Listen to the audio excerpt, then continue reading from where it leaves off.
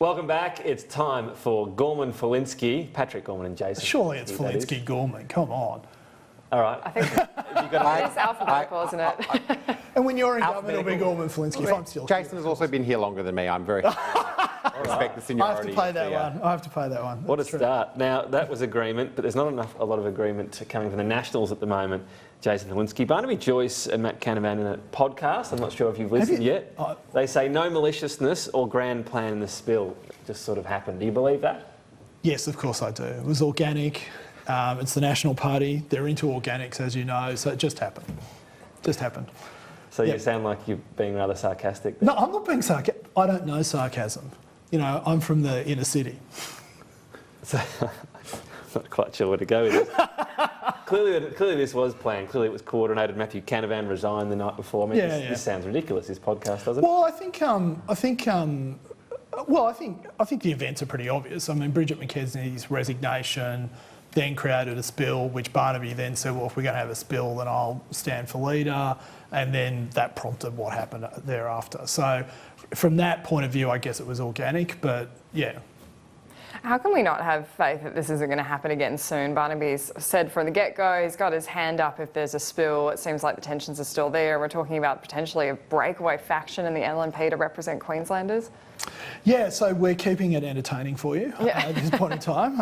Look, you know, that's the nature of democracy. People are allowed to contest things, ideas get contested, positions get contested, and yeah, it will happen in the future. There's no doubt about that, whether it's in the National Party or not. So it will happen in the future? Well, I mean, there could be, I don't know, dinner parties happening as we speak this very week. Patrick, I don't know if you're at them. Let's stick on the party that's actually having leadership tensions, the National Party. You're saying you expect that there will continue to be tensions? No, I don't expect there to be any more sort of leadership tensions in the National Party. Who'll be the Deputy Prime Minister at the next election? Well, I imagine Michael McCormack, but, you know, as Shakespeare would say, who can look into the seeds of time, Patrick? Okay. What about the Otis dinner, Patrick?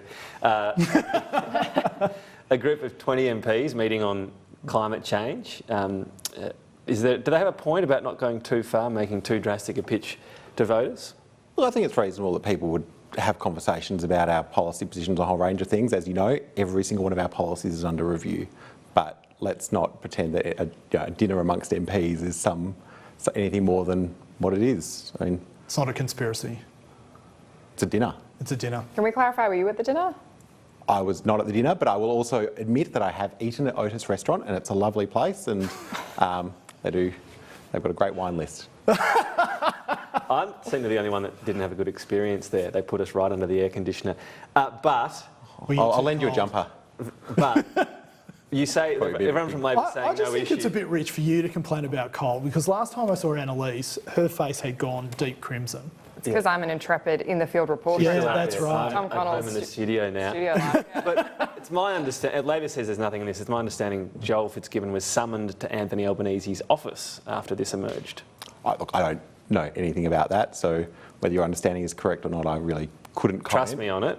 I do trust you, Tom, but That doesn't imply it's nothing, essentially, does it? It was a dinner. And it doesn't excite me what my colleagues do for dinner. I'm going to let you in on a secret. I had dinner with my dad on Tuesday night. That was a lovely dinner. No conspiracy there either.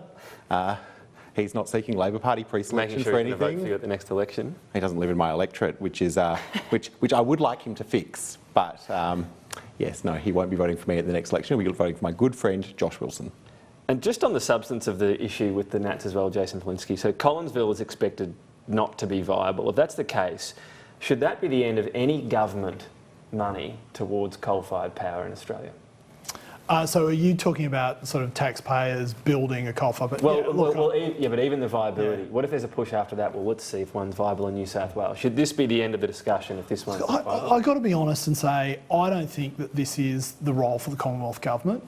This is really a role for state governments. That's where they're traditionally the level of government that have built and operated, power plants. In New South Wales, They've had a free market for quite some time, the same in Victoria. If there are private companies that want to come in and build or retrofit coal-fired power stations, then they should do so, and we should create the framework in which they can make those assessments and make those investments. So if you take out the factor of whether it's a state or federal government issue, you still don't have an issue with taxpayer money going towards exploring? Oh no, I'm a Liberal. I don't think that taxpayers should be involved in private sector businesses, and if they are, it should be to the minimal amount as possible, because what we've seen in history is that governments aren't good at running things. Even though one of the tenets of your government is supporting small Don't business. be so hard on the government, Jason. I mean, they're not good at running a few things. But, I mean, PJ O'Rourke said, Republicans don't believe government works, and they spend all their time getting elected to prove it. So, I feel like you must have bought, quote, toilet paper this week or something. No, that's unfair. That's unfair. They're my two favourite. I've got one left. What's the last one? Well, I'm glad you asked. It's good judgment comes from experience, and experience, well, that comes from bad judgment. Your experience of the Nats and he's now going coal-fired to try and power. turn that into a question. What does your experience say about Just impossible. whether or not... But he won't leave an air-conditioned restaurant. If this is found not to be viable, Matthew Canavan said he'll accept that decision. Is that something that they need to hold to? They've got the $4 million for the viability. If it's not, well, they need to stop saying there's a government role in coal-fired power. Yeah, I think that's right. I mean, that's... Any proper government decision needs to, you need to undertake a feasibility study first. We're doing that. If that's what the feasibility study comes back and says, Matt has said, well, that's the end of that. So that's where we're at. yeah, I'm sure it's going to be the end. Matt is very happy being a backbencher, just as Barnaby Joyce is very happy being a backbencher, just as Bridget McKenzie is very happy being a backbencher. I, for the record, am happy being a backbencher, but I think in the National Party you've got a lot of people who are, looking for any avenue to cause division, to cause tension within the National Party, and then to push it on to the Surely you Liberal must have Party. aspirations beyond backbench at some point in your No, career. ambition's just a curse in the National Party. It doesn't exist in the Labor Party. No ambition at all. Is that, I've been, so anyone watching this... no, I've been very within the open. you never want to be anything other than a backbencher. Oh, look, I'd love to be a government minister one day, not in that government, but that's a bit but I think, realistically, What I'm ministry very. would you like to have? In what area? Something that helps the Australian people. Oh, come on. Oh, come on. That's a good answer. Can I use that? An economic Use that. portfolio? You can quote me next time. But no, Something- come on. But like, I'm not sitting around like Barnaby you every day. don't like, have What's anything. next? You just want to give 110% as well? Are you suggesting though that there's a ministerial portfolio that doesn't help the Australian people? No, I'm not. Okay, so there's none where you'd say, like, actually we'd be better off without Annalisa, that. can you think of any that don't help the Australian people? Well, I mean, my opinions are quite something irrelevant. Pat and I would like to know. And I'd like Jason to be a government minister one day. Oh, thank you, Patrick. That's very kind of you. I've said that That's before, just so and you I'll say it could again. interrupt me in question time, though, isn't it? Oh yeah, I look forward to your regular deliveries of 3-minute blocks. Unfortunately, as yet on AIM Agenda, we don't hand out promotions, but we're doing our best. You should bring in a time limit here, though, On Well, what? for how on long? answers. Oh, okay. Yeah. On the whole thing. Well, I tell you, we're not getting anything in. Normally by now they'd be saying rap. Maybe they're enjoying it in the studio. I just want to ask finally about emerging issues with the building of submarines. Naval Group apparently didn't know the Australian market before they joined the program, and now it's a lot harder than they thought. Yeah. Is there a genuine thought of a plan B here, that this whole thing might not be viable? Well, I mean, that is a question for the government. What we've seen, though, is that this is sort of the timelines have blown out under this government by about 10 years. There are great shipbuilders and technology companies in Australia who should be involved in this program. I'm really worried that the jobs that have been promised won't be delivered, and that just seems to be because the government hasn't managed this contract as tightly as they should have. It is concerning. Jason, how's it all going? Look, I'm happy to say I know literally nothing about submarines, and if I started to find out about them now, I would still, by the end of my life, not know as much as the people who are on. Do you the read panel the articles who saying that made the build's in decision? real trouble and Naval Group doesn't seem to know the Oh Australian yeah, market? but can you really trust what you read in the newspapers these days? Yeah, Surely the absolutely. government had an obligation to make sure that they did know the Australian market. Surely that was part of the tender process. Well, we do. Yeah, I believe it was. I mean, one of the big things was instead of just outsourcing the building of military equipment here in Australia to someone who just sort of came in, did it and left with all the IP, was to actually get companies and contractors in Australia up the IP curve as well, so that they had technology that they can transfer. And of course there's been that two-way thing as well, where there's a lot of US military equipment being purchased out of Australia, so that, you know, we have this whole concept of force multipliers and things like that. Listen, if you really want to get into this, Andrew Hastie is the person to talk to. I just listen and go and nod at this point. We'll try to get him on. Just finally, can I get your thoughts? Should we make Andrew the Minister for Defence so he can actually go and sort out this mess? Oh gosh, I don't want to get in trouble with Linda. So, Neither do That might be a promotion. Yes. Can I get your thoughts? She has weapons behind her. So it's like, We've had Jackie Lambie on this morning saying that she's not going to be in any discussions on ensuring integrity until this Phil Gaetjens report into sports reports handed over to the Senate. Why isn't the government just handing it over? They've handed over reports before.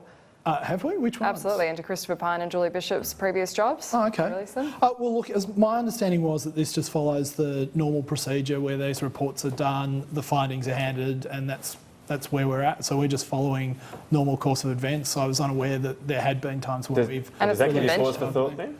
Well, everything you say gives me pause for thought, Tom, so I will take that away and contemplate. But it's a convention. You can subvert that. It's not a law. It's not a regulation. No, it's not a law, but I do think conventions are important. I mean, you would expect me to say. So the convention that the Pyne, Bishop and the Bilson reports were released should be followed then?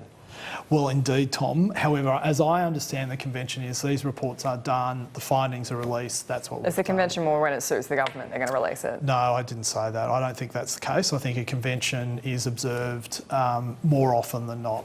And just finally, before we go, we do have an honourable mention for Mr Gorman today. It's a convention in the Sky News office that we have Treat Tuesday. Is it observed more than breach? Everyone brings in a treat. Let me finish on Tuesday. Tom Connell forgot this Tuesday. And then we got busy man. We got a phone in Wednesday with a bag of Skittles. So Patrick Gorman's actually been the biggest contributor to the Sky News Treat Tuesday this year. Look at that. Look at What those is that, chocolates. Patrick? This looks like a postmodern sculpture of something. And that's our office manager, Tom O'Brien. It was a Patrick Gorman keep cup full of chocolate Easter eggs. I wanted to be the first in Parliament. You know, Coles and Woolies beat me, but I wanted to be the first in Parliament with Easter eggs for 2020. That's fantastic. So thank you, Patrick. I'll drop some off to your office, Jason. Please do. Great to be made aware of this before we go to this segment. I'd like to point out... You can make So viewers, this is why Patrick got an easier time Treat today. Tuesday. I'm off sugar at the moment, but I selfishly... You can have a savoury treat. Skittles on the Wednesday when I call An important convention, you know? All right. Did the Skittles? Did you get forgiven after the Skittles? No. They No. said it was unhygienic because I put them all in one big bowl. Oh, Coronavirus like a is bar out there. Yeah. All right. We are well and truly done. Patrick, you need to, you know, give him some tips. I'll give them some tips. Yeah. We'll let you get off and read some newspapers. Thank you. You can decide if you want to be a backbencher or not. And we'll talk for a week. When we come back... But just promise us, even if we do become ministers, we can still come back. You and talk to certainly you may. guys. Okay, Any thank you. day. Well, that's all right then. Take this. Come on, let's get to a break. Coming up after the break.